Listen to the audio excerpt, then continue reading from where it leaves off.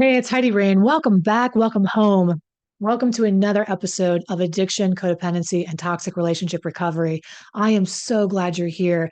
I have to say that one of the biggest questions I get asked as a relationship expert who specializes in shit shows, okay, and dysfunction is this normal? Is this healthy? And we're going to take that even a step further in this new series I want to do called Is This True Love or is it toxic? It can be very hard to tell if the relationship that you're in, the things that you're going through, like you're meant to be together. If you look at your life with all the things you guys have been through and all the thoughts you have in your head constantly about this person, the magnet that seems to be pulling you together, even though you try to get away, it sucks you back in and makes you like partnered up. You think this must be meant to be, you know? I mean, if it's this tragic, the only reason it's this tragic is because it's got to be true love. So I plan on walking you through some of these different examples to delineate is it toxic or is it true love, and really describe the difference between true love and toxicity along the way through these different toxic relationship behaviors that we engage in, believing their love. By the way, let me just say I'm Heidi Rain. If you're new here, I do want to take a minute and welcome you and just say how much I appreciate you being here. I'm so glad you found me. It's a big place. So I do believe if you found me, you're here for a reason. And if you're returning, welcome back, my love. I'm glad you're getting value here. And thanks for all your amazing comments and letting me know. This is sponsored by HeidiRain.com. And over there, I just have so many different options to support you on your recovery journey. Whether you're figuring out if you should stay or go in this relationship, whether you're out and you need to heal and recover, or you want to learn how to deal with the addict or alcoholic in your life and boundaries is your problem, I have you covered on so many levels. So go over there and check out what I have to offer you and send me an email and let me know if you'd like to even schedule a complimentary consultation to really answer your questions of which program would be good for you. I can do that as well. So let's dive in. What's our first question of is it true love or is it toxic? This one, I have a bunch of roses. If you're listening to the podcast, you're going to miss it, but I literally, my old daughter always says, literally, and I go, literally have a bunch of roses, these fake roses. And at the end of them, at the top is the rose. And at the bottom, I went to Michael's and I put on some red flags on the bottom of these.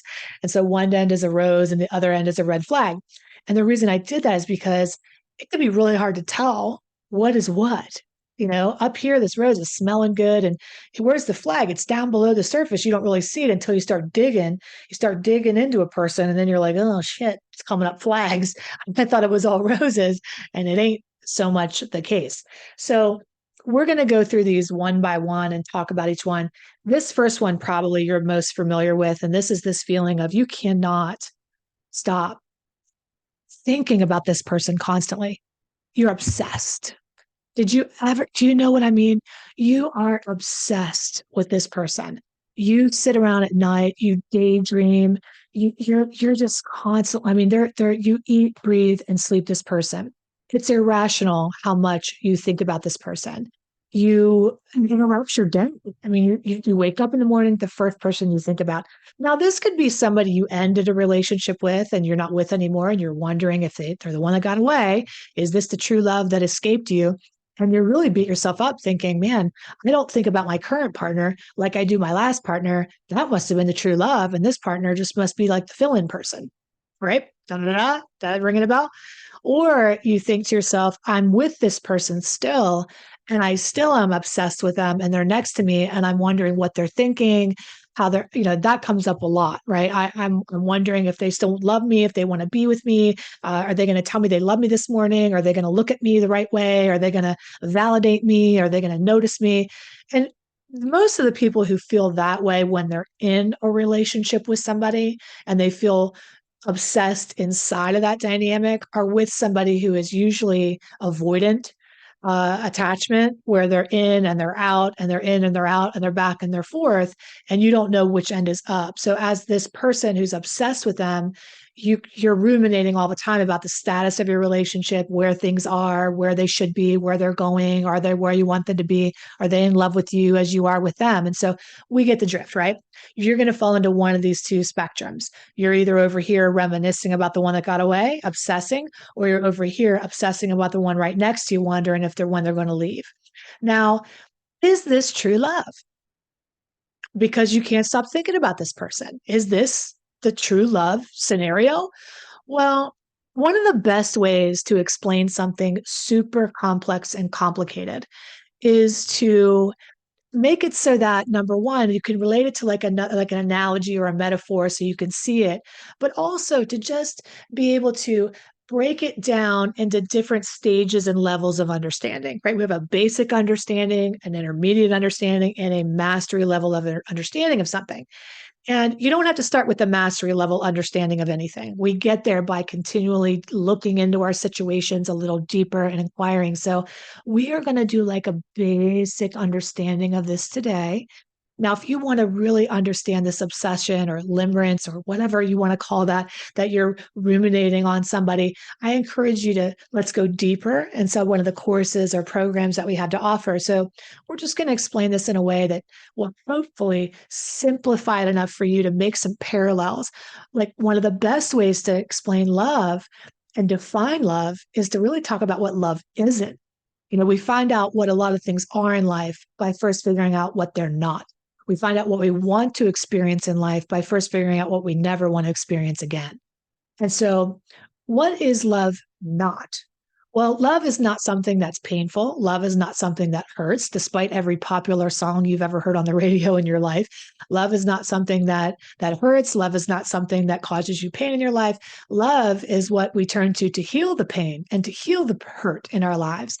Love is not anxious. Love is not rejecting. Love is really an action at the end of the day. I know that some of us are familiar with that. Love is that sermon, what is love? Love is patient, love is kind. And if and on and on. And if we listen to that kind of description of love, we start to understand that love is less of a feeling and more of a decision. That whenever I feel like I'm in love with somebody, then I'm expecting these radical feelings, these neurotransmitters that are flooding my brain. And we confuse the feeling of in love with a stage of love called infatuation or attraction to a person.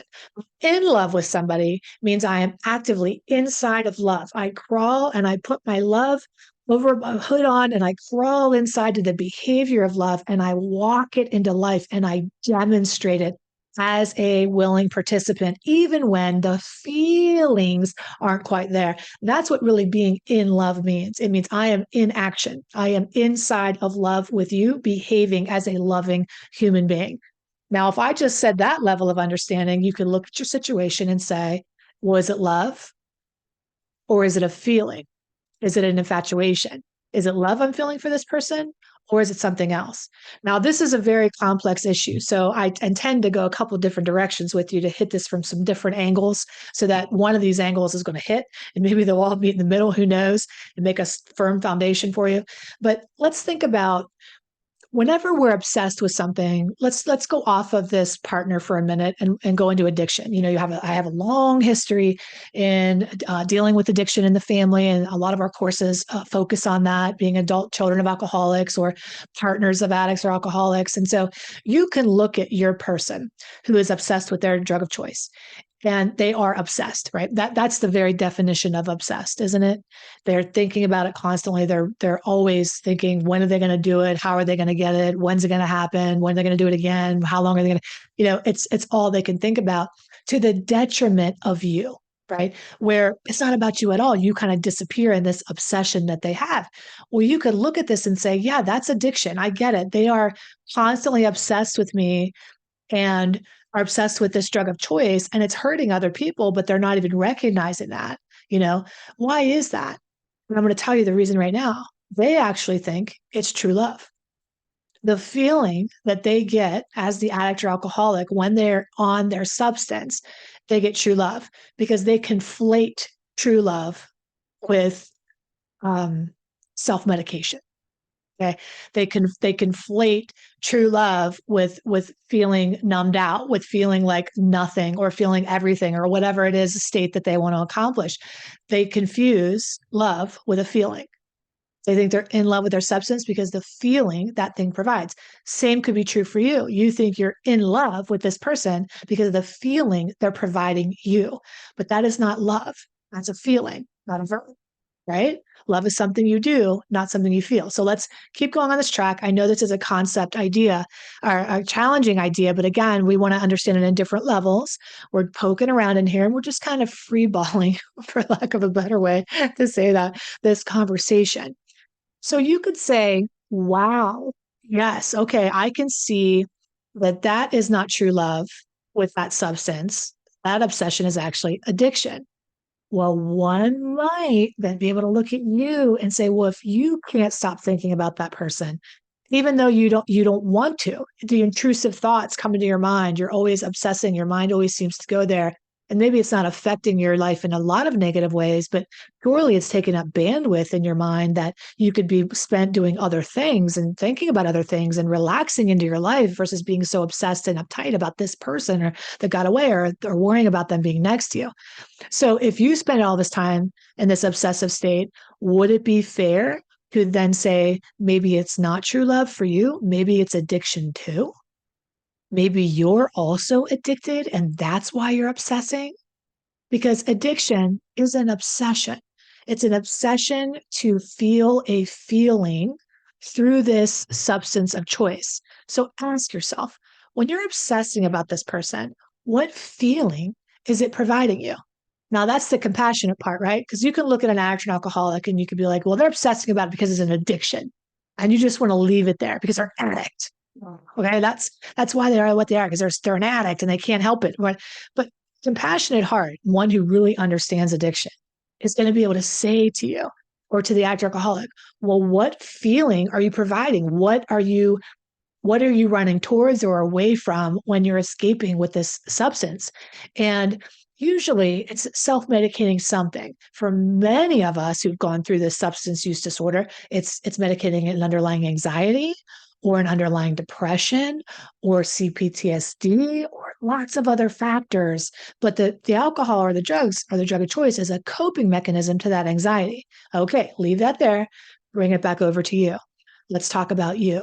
When you obsess about this person, what's the underlying thing you're obsessing about? Are you anxious? Are you dealing from fear and you're like, oh my God, before I start obsessing about this person, I have the fear and anxiety. And when I obsess about this person, I convince myself of a story, of a fairy tale. I make it better than it was, and I alleviate my suffering. Just like a person who's already depressed turns to their drug of choice to alleviate the depression, even though it exacerbates it. Okay. This person has a depression or the anxiety already and they're medicating. So for you, I want you to notice before you start obsessing about this person, what else is going on? When that craving hits you to obsess, what are you thinking or feeling right before you start that obsessive loop? Because the loop is the attempt to self medicate the anxiety or the depression that's already there. Now, this takes some ninja status commitment to yourself to grow and notice and beware. The best gift you can give yourself in your life is to become self-aware. Know thyself, know the world, heal thyself. So you have to be a student of yourself. You have to be curious again. What am I, just don't see, you know what it is? It's true love. That's why I'm obsessed. You take this face value, this societal construct of love and equate it. And it's not your fault, but it is your responsibility to ask better questions, to dig down deeper, to say, well, what is true love? And that's where I come in. It's like I want to be a teacher for you and a guide and a helper for you to get better answers in your life because you know how to ask better questions in your life. A teacher can only take a student as far as they've gone themselves. You are going to be a product of your teachers. Okay. So thinking, yeah, this is true love because it's obsession. That's what the media, that's what popular uh, society will tell you. That's what everybody, oh, it must be. Can't get them out of your mind, honey. Oh, it must be the one, must be the one. So it's not your fault. Let me tell you a perfect example of this today about the teacher making a difference for you. Okay. And be careful where you're getting your information from. So I don't know if you know this about me, but I am a Zumba freak and I am actually a Zen and I love Zumba and it's so much fun. And Monday mornings are my time to go in with Vanessa. One of the teachers I love so much is Jaime and Vanessa and a lot of really great people. But I take her class on Monday mornings and she's a dancer. I don't know if you've ever taken Zumba. If you have not, please let this be your sign from the universe to take it. But when she dances, she unleashes something in me when I watch her that makes me feel like I'm a really great freaking dancer, like a fly girl back on In Living Color in the back in the day. Okay, deep cut. Yeah. I mean, makes me feel like I am moving, shaking, and growing. I feel because of this teacher teaching me and me mimicking her or trying to pick up the moves turns me into a dancer because my teacher elevates my game. Okay. This was very apparent this morning because there was this new guy in class, and he was like, "Oh, I'm also a Zen Zumba instructor network. I'm also a Zen member. Can I teach a song?" And Vanessa says, "Sure, you can teach a song." And he comes up, and God love him, he's a sweet little thing, but he was not a dancer. He was looked like a kind of like a I don't know. He was doing moves that were moves. All right, that's as good as I'll go. But so I'm there and I'm doing his moves, and I'm not a dancer. I'm a half cocked chicken. I don't know, running over the street. I don't know what I'm doing, but I'm not dancing. But he's leading the class and I'm following his moves, so I'm doing what he's doing. Okay. That is the value or the issue of having a teacher who's not equipped to take you where you really want to go. Where are you currently in your life? What is your level of understanding of something? How deep do you want to go? Don't come deeper with me if you don't want to go deep, deep, deep. If you want the surface stuff, if you want like the bandit on a flesh wound, I'm not your person. I've said that a million times. I've had people work with me and they're like, "Oh my God, it's just this is deep. This is a lot. This is deep." But we all know this saying, but until comes time to apply it to our lives, if it doesn't challenge you, it won't change you. Okay. If you're just hearing information and you're just, happy with the status quo and it's nothing's changing in your life, then you're not challenging yourself with the right teacher or with the right coach or with somebody who can really guide you to step to the next level. And that's what I'm here for, is to provide you with this deeper level insight. I've dedicated my whole life to figuring out this dynamic of dysfunction so that I can help you quickly figure it out and avoid a lot of the heartache that I did on the way. And one of these heartaches is believing that obsession is true love. Obsession about somebody is a coping mechanism to anxiety or pain or depression or some kind of CPTSD. It's a coping mechanism to an issue that you're having.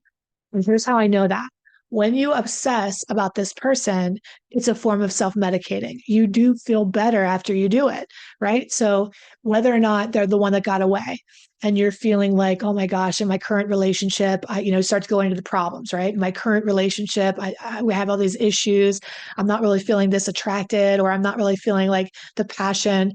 You then go, "I don't like to feel this way. I want to change the way I feel." You go to the drug of choice, which is the person from the past, and you go, "We had really good sex. Yeah, that was a good thing." You make it better than it was. It wasn't that great, I promise. But you fantasize about it, and what you do is you put a Band-Aid on this flesh wound with this person. You are self-medicating with this person. What's the answer is to notice your obsession, notice you're medicating yourself, and go, "What am I medicating? What am I trying to self-medicate here? What am I soothing? What am I afraid of? Where's the anxiety?" Because you're medicating anxiety about your current relationship. Why not address the anxiety in the current relationship? Why not address that lack of passion, or address, instead of limerence, instead of fantasizing or romanticizing a past person so that you can get a fix? All right. Now, again, you're with this person right now, you're laying next to them, you're obsessing about how they feel about you. Do they want to be with you? So before that happens, you're lying with this person and you're thinking, you're full of anxiety. Do they love me? Are they going to leave me? Do they want to be with me? I don't know how they feel about me. Are they going to pick me? You have all this anxiety. And so what do? You turn to the drug of choice, which is the mental masturbation, and you imagine scenarios in your head.